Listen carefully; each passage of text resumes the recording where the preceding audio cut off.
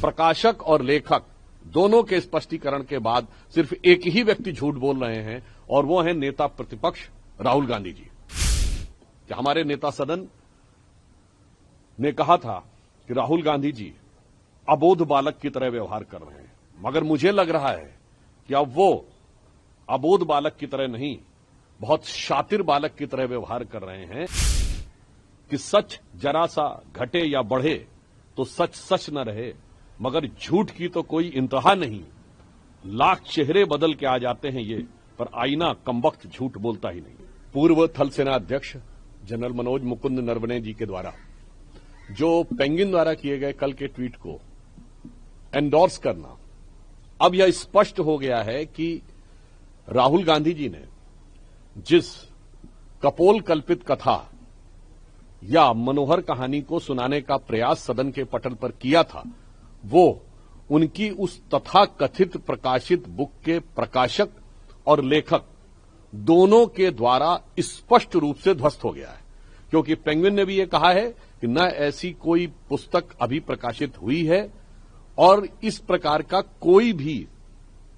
पुस्तक की प्रति यदि किसी के हाथ में है तो वो पूर्णतः अलग है और वो कॉपीराइट का उल्लंघन है। आज लेखक और पूर्व थल सेना अध्यक्ष नरवणे जी ने भी बिल्कुल स्पष्ट कर दिया। तो अब बिल्कुल स्पष्ट है जो कल राहुल गांधी जी ने कहा था कौन झूठ बोल रहा है। अब प्रकाशक और लेखक दोनों के स्पष्टीकरण के बाद सिर्फ एक ही व्यक्ति झूठ बोल रहे हैं और वो है नेता प्रतिपक्ष राहुल गांधी जी।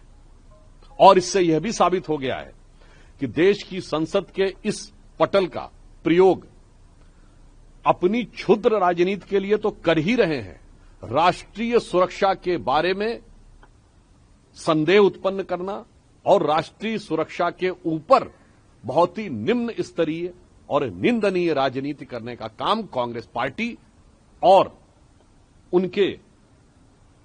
नेता प्रतिपक्ष राहुल गांधी जी के द्वारा किया जा रहा है। मैं ये कह सकता हूं कि हमारे नेता सदन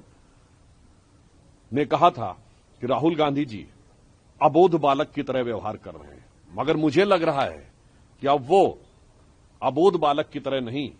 बहुत शातिर बालक की तरह व्यवहार कर रहे हैं और उनका यह अपराध, मैं अपराध शब्द कह रहा हूं, अक्षम्य है। अब स्पष्ट रूप से उन्हें